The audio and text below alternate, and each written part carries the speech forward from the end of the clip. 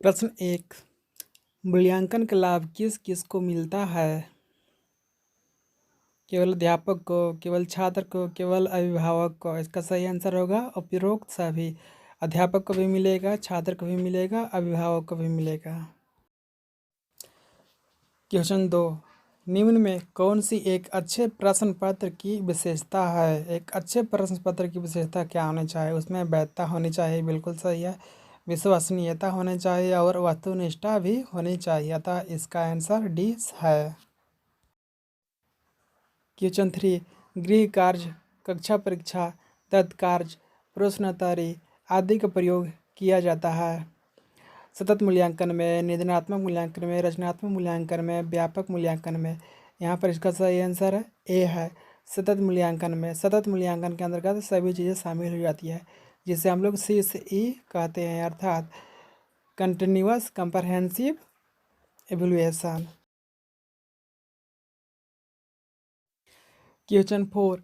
उपचारात्मक शिक्षण निम्न में से किस उद्देश्य की पूर्ति के लिए किया जाता है? त्रुटियों का पता लगाने के लिए, बालकों को तत्पर करना, छात्रों की प्रगति का पता लगाना। यहाँ पर इसका आंसर डी है, छात्रों के पिछड़ापन को दूर करने के लिए हम लोग उपचारात्मक शिक्षण का प्रयोग किया जाता है। छात्रों का जो पिछड़ापन है उसे दूर करना ही उपचारात्मक शिक्षण का उद्देश्य है। क्वेश्चन 5। निदानात्मक परीक्षण का मुख्य उद्देश्य है छात्रों की कमजोरियों का पता लगाना, बालकों को तत्पर करना, छात्रों की प्रगति का पता लगाना, छात्रों का पिछड़ापन दूर करना। इसका यहाँ पे सही आंसर है ए है, छात्रों की कमजोरियों का पता लगाना और उन्हें ठीक करना निदानात्मक परीक्षण का उद्देश्य है। क्वेश्चन 6। निम्न में से उपचारात्मक शिक्षण की एक विशेषता है? ए, इसके अंतर्गत केवल समस्यागत विषय का शिक्षण किया जाता है। बी, इसका उद्देश्य छात्रों की समस्याओं का पता लगाना है। सी, इसमें बालक की परीक्षण किया जाता है। डी, यह केवल कुछ ही विषयों तक सीमित है। इसका सही आंसर है ए, इसके अंतर्गत केवल समस्यागत विषय का शिक्षण किया जाता है। उपचारात्मक शिक्षण के अंतर्गत केवल समस्याग्रस्त बच्चों के समस्यागत विषय का ही शिक्षण किया जाता है। क्वेश्चन 7। एक अच्छे प्रश्न पत्र में मानकता का अर्थ है? ए, प्रश्न पत्र का नियमावली अनुरूप होना, सभी प्रश्नों के अंकों के पूर्व निर्धारित होना, प्रश्नों का उद्देश्यों की जांच करने वाला होना। डी, विभिन्न परिस्थितियों में प्रश्नों के व्यवहार में परिवर्तन न होना। इसका यहाँ पर सही आंसर ए है, प्रश्न पत्र का नियमावली अनुरूप होना, यानी नियम के अनुसार होना, मानकता के अनुसार होना, अर्थात जिस स्टैंडर्ड का छात्र है प्रश्न पत्र भी उसी स्टैंडर्ड का होना चाहिए। क्वेश्चन 8। एक अच्छे प्रश्न पत्र में वस्तुनिष्ठता का अर्थ है? वस्तुनिष्ठता का अर्थ है ए, प्रश्न पत्र का नियमावली अनुरूप होना। बी, सभी प्रश्नों के अंकों का पूर्व निर्धारण होना। सी, प्रश्नों का उद्देश्यों की जांच करने वाला होना। डी, विभिन्न परिस्थितियों में प्रश्नों के व्यवहार में परिवर्तन न होना। इसका यहाँ पर सही आंसर बी है, सभी प्रश्नों के अंकों का पूर्व निर्धारण होना। सभी वस्तुनिष्ठ प्रश्नों के अंक पहले ही निर्धारित रहते हैं, अतः सभी प्रश्नों का मान बराबर होता है। क्वेश्चन 9। एक अच्छे प्रश्न पत्र में विश्वसनीयता का अर्थ है कि ए, प्रश्न पत्र का नियमावली अनुरूप होना, नहीं। सभी प्रश्नों के अंकों का पूर्व निर्धारण होना, नहीं। प्रश्नों का उद्देश्य की जांच करने वाला होना, बिल्कुल नहीं। अतः यहाँ पे डी आंसर हो जाएगा इसका। विभिन्न परिस्थितियों में प्रश्नों के व्यवहार में परिवर्तन न होना, अर्थात कोई भी परिस्थिति आ जाए लेकिन उसके प्रश्न पत्र के व्यवहार में कोई परिवर्तन नहीं होगा, जो विश्वास है वह हमेशा बना रहेगा। क्वेश्चन 10। कक्षा 5 के भाषा आकलन के संदर्भ में आप किस सवाल को सबसे कमज़ोर मानते हैं? एक कहता है कि केशव सबसे क्या कहता होगा, कल्पना करके केशव के शब्दों में लिखो। जिसमें कल्पना की बात आएगी वह कमज़ोर नहीं होगा। बी, यदि इला तुम्हारे स्कूल में आए तो उसे किन किन कामों में परेशानी होगी। जिसमें मानसिक शक्ति की बात होगी वह भी कमज़ोर नहीं होगा। सी, अपने दोस्तों से पूछकर पता करो कि कौन किस बात से घबराता है। इसमें भी मानसिक शक्ति का प्रयोग होता है। ए भी नहीं, कमज़ोर नहीं है। डी कहता है कि ईदगाह कहानी में हमीद ने मेले से क्या खरीदा। इस प्रश्न का उत्तर दिया जाना बिल्कुल जल्दी से हो सकता है, अतः इसका आंसर डी है। क्वेश्चन 11, हिंदी भाषा में आकलन का उद्देश्य नहीं है। इसका सही आंसर डी है। बच्चों की भाषागत त्रुटियों की ही पहचान करना। बच्चों की भाषागत त्रुटियां होने वाली त्रुटियों की पहचान करना ये भाषा आकलन का उद्देश्य नहीं है। प्रश्न 12, कक्षा 5 के बच्चे की हिंदी भाषा का आकलन करने में कौन सा प्रश्न सर्वाधिक उपयोगी है। ए, झुरी के कितने बैल थे। बी, झुरी के बैलों के नाम बताइए। सी, गया कैसा व्यक्ति था। डी, हीरा समझदार था या मोती, क्यों। अतः इसका सही आंसर डी है, क्योंकि क्यों से बहुत कुछ निकलता है। क्वेश्चन 13, हिंदी भाषा में आकलन का मुख्य उद्देश्य है। ए, बच्चों के व्याकरण ज्ञान को जानना। बी, बच्चों के शब्द भंडार का आकलन करना। सी, प्रभावी भाषा प्रयोग में बच्चों की मदद करना। डी, भाषा प्रयोग संबंधी त्रुटियों का आकलन करना। यहाँ पे इसका सही आंसर सी है, प्रभावी भाषा प्रयोग में बच्चों की मदद करना।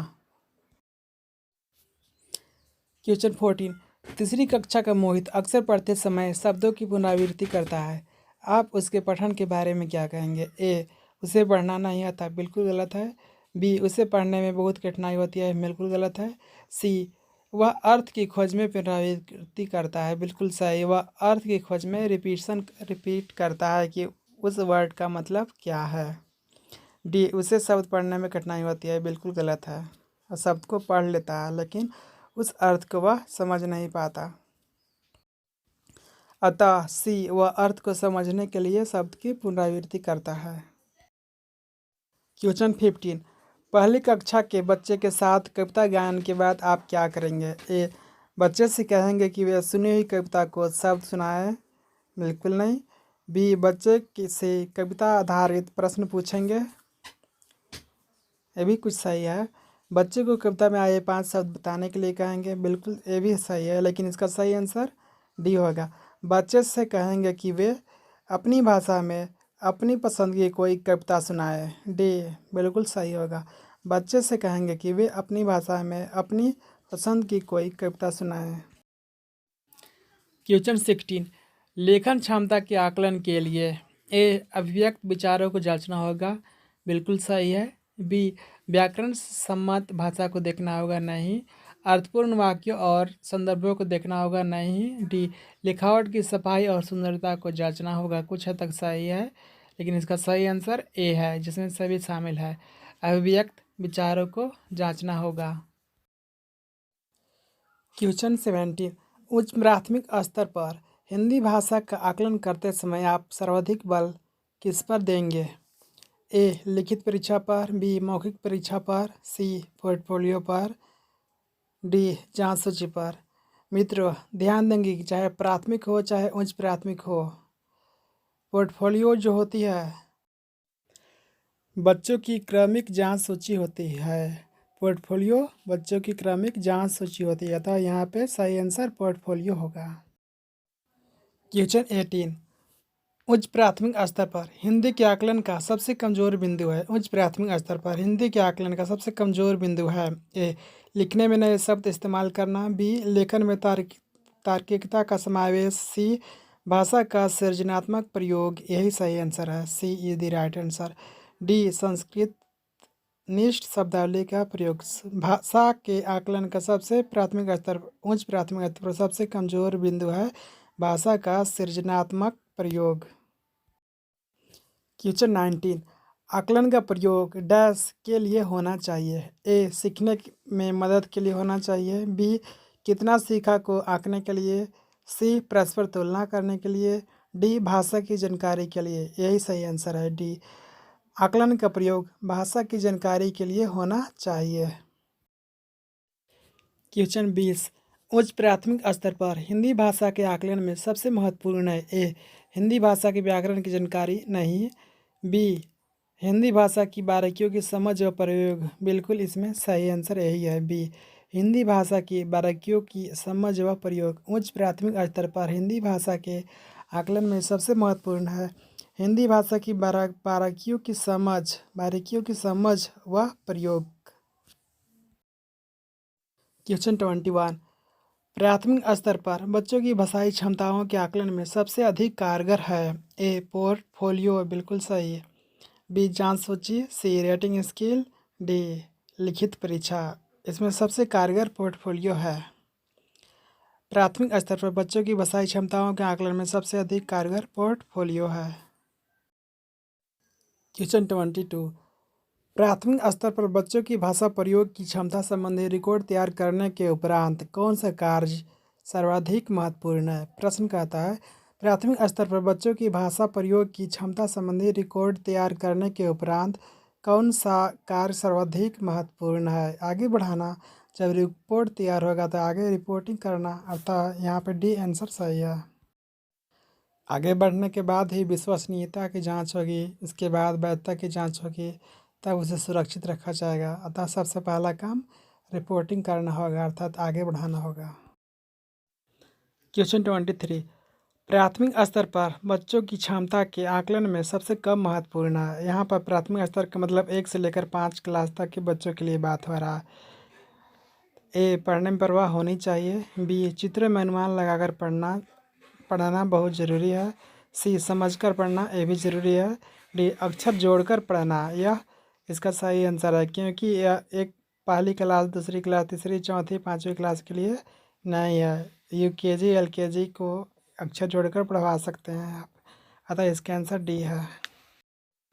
क्वेश्चन 24। प्राथमिक स्तर पर बच्चों की भाषा का आकलन करने में क्या सबसे कम उपयोगी है?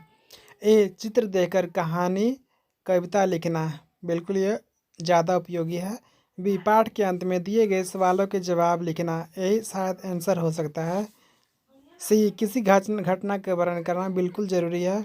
डी नानी की चिट्ठी लिखते समय अपनी नई दोस्त के बारे में बताना, बिल्कुल ये भी सही है, ये भी ज़रूरी है।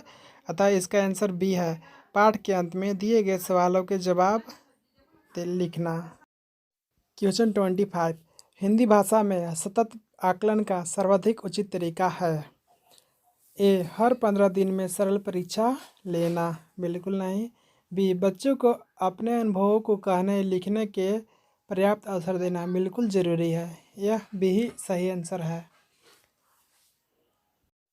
सी में कहता है कि बच्चों से समूह में परियोजना कार्य करवाना, ये भी ज़रूरी है।